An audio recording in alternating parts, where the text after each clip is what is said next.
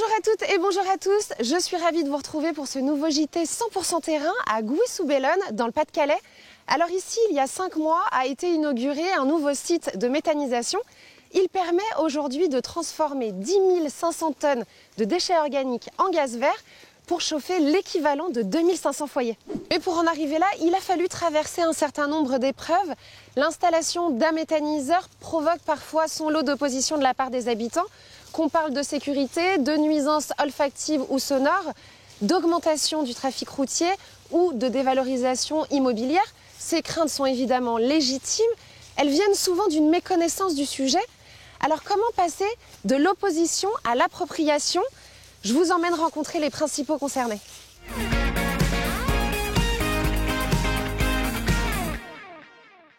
Alors Aymeric, vous êtes agriculteur, c'est vous qui êtes à l'origine de ce site de méthanisation dans la région. Et vous, Bruno, vous êtes chef de projet gaz vert région Nord-Ouest chez GRDF et c'est vous qui avez accompagné Aymeric dans ce projet.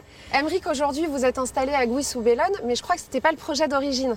Ah, effectivement, le premier projet était sur Férin en 2016. On a eu une vraie problématique d'acceptabilité dès le moment où on a lancé le projet qui était très peu connu, les gens ont eu peur. Pour éviter de continuer dans cette direction-là, on a cherché un autre lieu qui gardait toute la cohérence du projet et qui nous permettait quand même d'aller au bout de notre idée.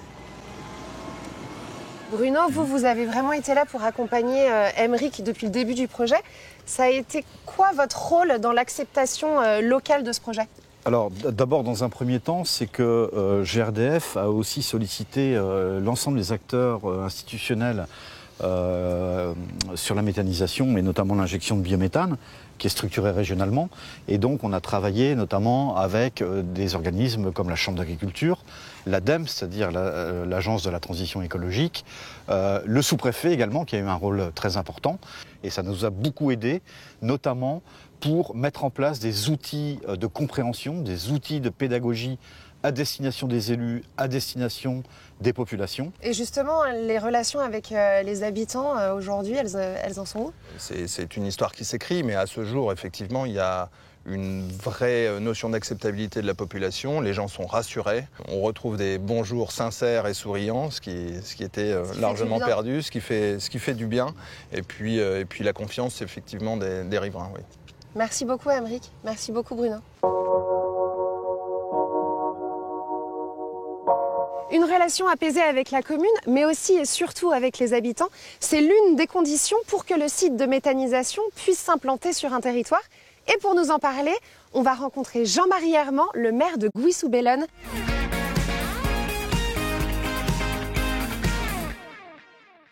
Bonjour monsieur le maire. Bonjour madame.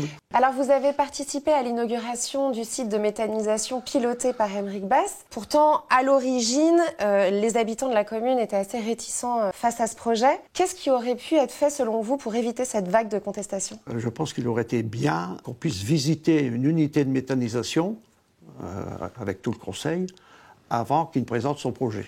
On avait quand même des meneurs qui étaient vraiment opposés et qui ont un peu échaudé le conseil municipal. Donc ça, c'est au niveau politique. Et au niveau des habitants, c'était quoi les craintes ? On parlait d'odeur, forcément, d'odeur, de nuisances, les allées et venues de camions. Et vous avez un petit peu joué le rôle de médiateur, finalement. Voilà, avant que monsieur le préfet ne délivre le permis, il y a quand même eu un dialogue assez large, en se disant on peut faire ci, on peut faire ça pour améliorer le projet. Comme quoi, par exemple ? Par exemple, il a relevé toute l'infrastructure pour ne pas descendre si profond. Il a fait un accès pour les camions sur ces terrains par l'arrière. Donc finalement, on n'est pas dans un projet contre la commune, mais vraiment dans un projet avec la commune. Voilà, je trouve que ça a été fait en très bonne intelligence. Aujourd'hui, depuis que c'est mis en route, cette unité, on n'entend plus parler de rien du tout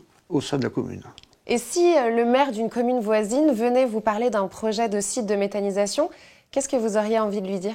Je lui dirais tout simplement, j'appelle monsieur Basse et puis on va visiter.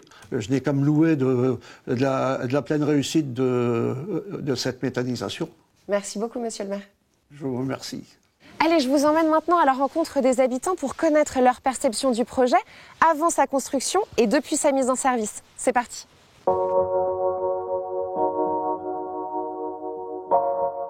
vous avez entendu parler du projet de site de méthanisation ici sur votre commune, qu'est-ce que vous en avez pensé au début? Est-ce que vous avez eu des appréhensions? Et est-ce que votre opinion a changé aujourd'hui? Effectivement, on a eu des appréhensions, comme beaucoup de gens. On avait peur des odeurs, on avait peur de beaucoup de choses. Mais petit à petit, ça s'est bien passé. Et ici, pour le moment, on ne se plaint pas des odeurs. Maintenant que ça fonctionne, on se rend compte que il n'y a pas de changement, pas de odeur, on ne ressent rien du tout. Actuellement, c'est en service, pour l'instant, on n'a pas de problème. Et si c'est l'avenir, je ne vois pas pourquoi on pourrait refuser. Bruno, vous avez accompagné déjà un certain nombre de sites de méthanisation. Alors pour conclure, quels sont pour vous les facteurs clés de succès de l'appropriation d'un site de méthanisation, quel que soit l'endroit du territoire? Alors pour moi, le facteur clé de succès, il tient dans un mot, c'est le dialogue territorial, notamment avec les élus locaux, les maires, mais aussi avec les riverains, avec les associations du secteur, justement pour ne pas donner prise aux préjugés qui circulent au sujet de la méthanisation. Donc du dialogue et de la pédagogie finalement. Oui. Merci beaucoup Bruno. Merci.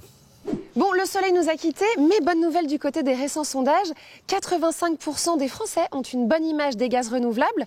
Et dans les Hauts-de-France, 94% des habitants qui vivent près d'un site de méthanisation en ont une bonne opinion. Alors continuons à faire connaître les gaz verts auprès du plus grand nombre. Voilà, c'est la fin de notre JT 100% terrain. Merci à la commune de Gouy-sous-Bellone de nous avoir accueillis aujourd'hui et à très bientôt.